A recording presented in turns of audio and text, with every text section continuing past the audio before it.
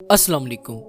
United states of America की state Massachusetts का capital Boston एक ऐसा सिटी है जो पूरी दुनिया में बैक्ड बीन्स की वजह से मशहूर था। लेकिन 1954 में इस सिटी में एक ऐसा सक्सेसफुल एक्सपेरिमेंट हुआ जिसने इस सिटी की हिस्ट्री को चेंज कर दिया।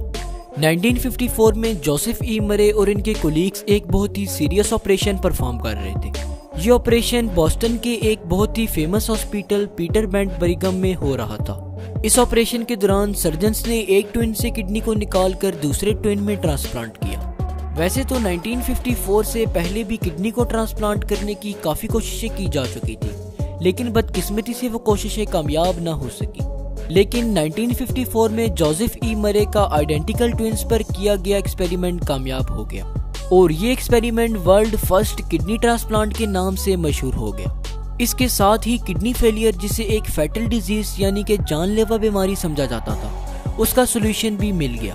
जोसेफ ई मरे को उनके इस कारनामे पर 1990 में नोबेल प्राइज से नवाजा गया। जिस पेशेंट को किडनी ट्रांसप्लांट की गई थी वो ट्रांसप्लांट के बाद 8 साल तक जिंदा रहा और उसका नाम रिचर्ड हैरिक था।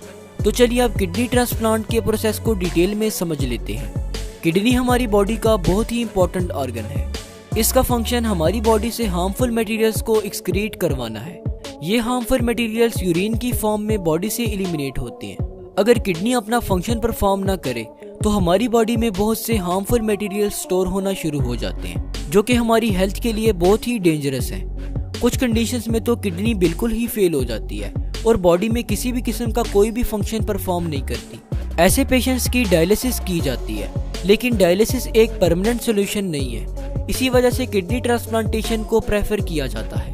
किडनी ट्रांसप्लांटेशन उन पेशेंट्स की जाती है जो एंड स्टेज रीनल डिजीज से गुजर रहे हों। किडनी ट्रांसप्लांटेशन उस सर्जिकल प्रोसेस को कहते हैं जिसमें लिविंग डोनर यानी कि किडनी को डोनेट करने वाले पर्सन से हेल्दी किडनी को निकालकर रेसिपिएंट यानी कि किडनी रिसीव करने वाले पेशेंट की बॉडी में प्लेस कर दिया जाता है। किडनी ट्रांसप्लांटेशन उन पेशेंट्स की जाती है जो इतने हेल्दी हों कि सर्जरी में होने वाले पेन को टॉलरेट कर सके।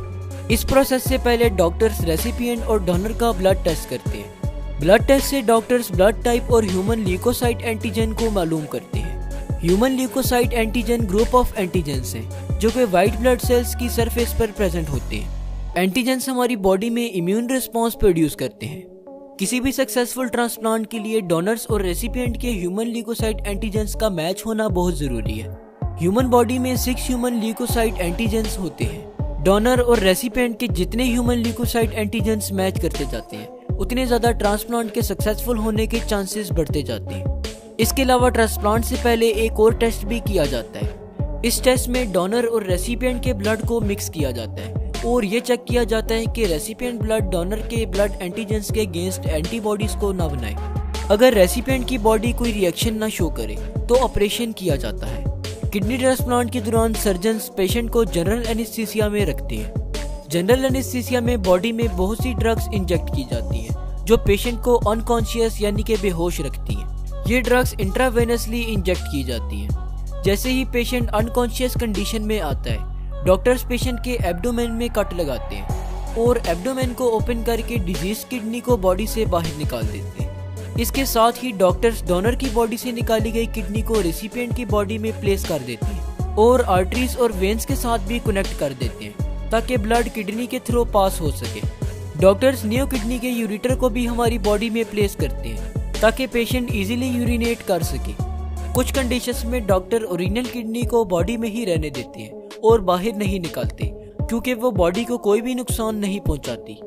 डोनर यानी कि किडनी को डोनेट करने वाला पर्सन एक किडनी के साथ भी हेल्दी लाइफ गुजार सकता है। हमारी बॉडी सिर्फ एक हेल्दी किडनी के साथ भी नॉर्मल फंक्शनिंग परफॉर्म कर सकती है। इस सब प्रोसेस के बाद पेशेंट को जब होश आता है तो वो रिकवरी रूम में होता है। जब तक पेशेंट रिकवर नहीं होता उसे हॉस्पिटल में रखा जाता है और फिर डिस्चार्ज कर दिया जाता है। न्यू किडनी अपनी वर्किंग या तो फौरन स्टार्ट कर देती है या फिर अपनी वर्किंग को कुछ वीक्स बाद स्टार्ट करती है। फैमिली मेंबर्स की डोनेट की हुई किडनी ज्यादा जल्दी रेसिपिएंट की बॉडी में एडजस्ट कर जाती है। हॉस्पिटल से डिस्चार्ज होने के बाद पेशेंट को रेगुलर बेसिस पर अपना चेकअप कराने के लिए हॉस्पिटल जाना पड़ता है। इसके अलावा डॉक्टर्स पेशेंट को कुछ मेडिसिन भी रिकमेंड करते हैं जो उसे लाइफ टाइम लेनी पड़ती है। किडनी ट्रांसप्लांट के रिस्क में allergic reactions, bleeding, blood clot, infection, rejection, failure, heart attack और स्ट्रोक वगैरह शामिल हैं। एक रिसर्च से ये बात सामने आई है कि किडनी ट्रांसप्लांटेड पेशेंट्स ट्रांसप्लांट के बाद तकरीबन 5 साल तक जिंदा रहते हैं। किडनी ट्रांसप्लांट के बाद इम्यूनोसप्रेसिव ड्रग्स पेशेंट को लाइफ टाइम लेनी पड़ती हैं। इन ड्रग्स को लेने से बॉडी में जो साइड इफेक्ट्स प्रोड्यूस होते हैं उनमें weight gain, bone thinning, increased hair growth और एक्ने वगैरह शामिल हैं।